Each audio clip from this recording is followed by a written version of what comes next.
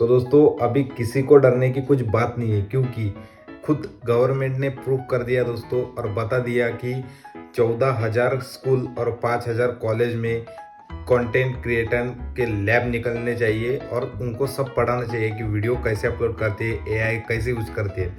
क्योंकि अभी दोस्तों हमें बहुत बड़ा सपोर्ट मिल गया है।